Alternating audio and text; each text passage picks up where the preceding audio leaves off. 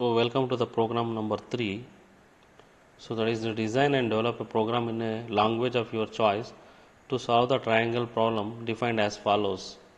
Accept three integers which are supposed to be the three sides of a triangle and determine if the three values represent an equilateral triangle, isosceles triangle, scalene triangle, or they do not form a triangle at all.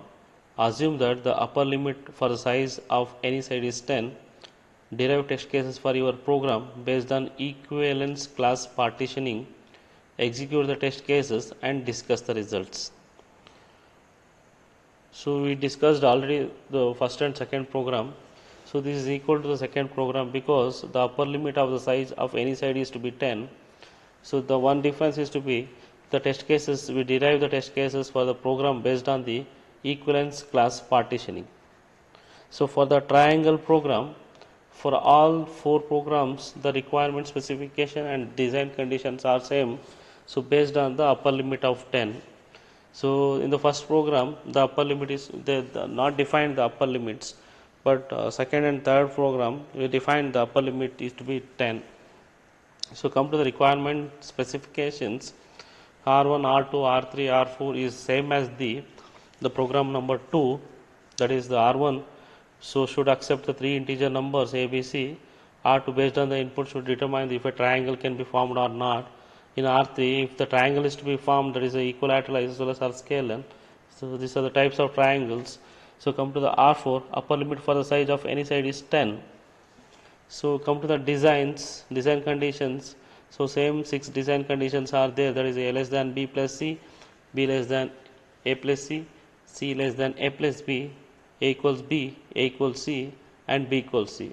So according to these conditions, if any one of the three conditions C1, C2 are not satisfied, then the triangle cannot be constructed. So only when C1, C2, C3 are true, the triangle can be formed. Then depending on the C4, C5, C6, we can design what type of triangle will be formed. So algorithm is same as the previous one.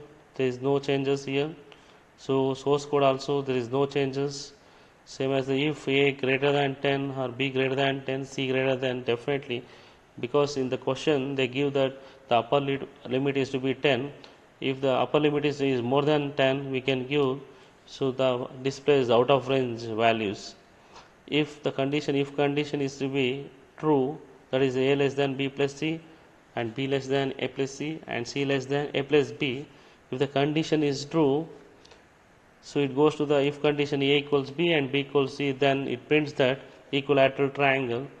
Else if not a equal sides, that is A not equal to B, A not equal to C, B not equal to C, it prints the scalene triangle. Else definitely it prints that two sides are equal, that is the isosceles triangle.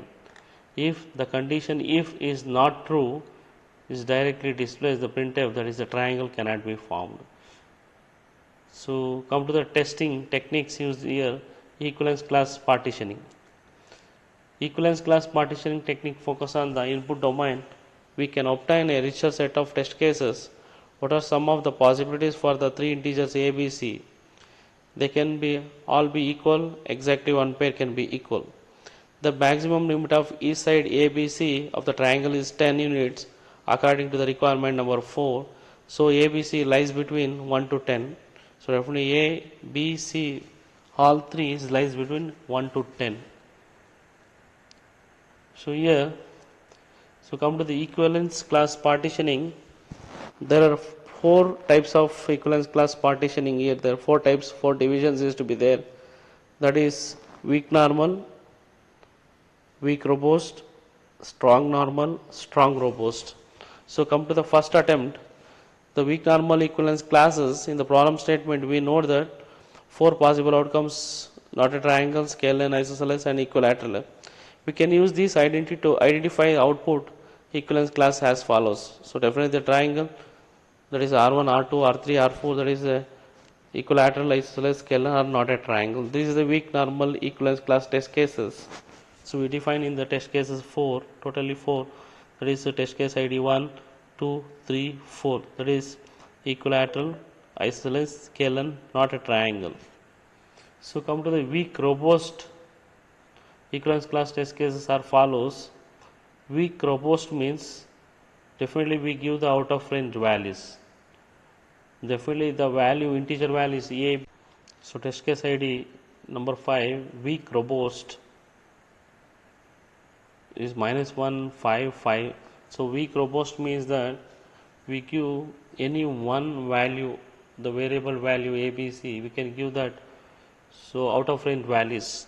So definitely the integer, the variable ABC lies between 1 to 10. So but here in weak robust we give the integer value A. For the variable A we give that -1. So definitely -155 we give the value. So definitely value is not in the range of the permitted values. This is the expected value, expected output. So come to the weak robust. So test case ID 6. So weak robust, here also we give the value B is to be -1. Same value B is not in the range. So test case ID 7, the value C is not in the range. That is the weak robust. And also come to the test case ID 8. Here also weak robust means that we can give the out of range values, any single value, only single value, not both the values. One variable value will be out of range here for the weak robust. So we give that here 1155. So definitely A is not in the range. 5115, definitely B is not in the range. 5511, so definitely value C is not in the range. That is the weak robust. So come to the second attempt. The strong normal equivalence class test cases can be generated using the following possibilities. So in equivalence class partitioning, we already know that there is a condition weak normal is to be there, weak robust is to be there. Weak normal means all possible values in the range only. Weak robust, one value or one variable value is to be out of range value.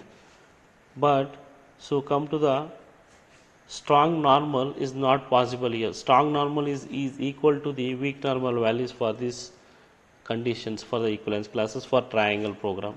So in the second attempt we write the test cases for strong robust. Strong robust means is one value or more than one value is to be out of range values.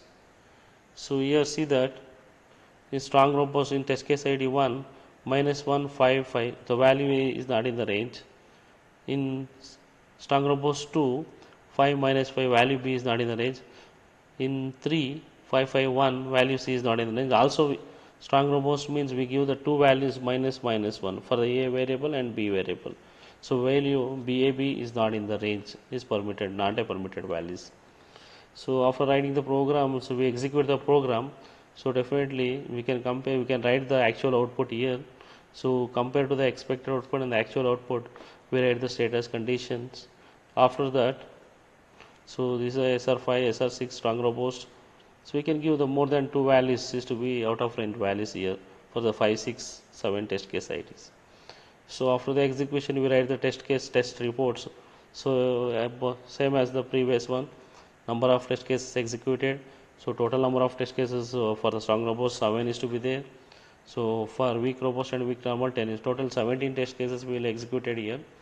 So number of defects if raised any, so we can mention here. Number of test cases pass, almost all we can execute. Whatever the test case we execute, definitely we can pass here. So 17. Number of test cases failed. If any possibility is to be failed, so we can mention number of test cases failed here. So these are the samples as the same as the first program and second program. Same 555 equilateral, 2 isosceles, not a triangle.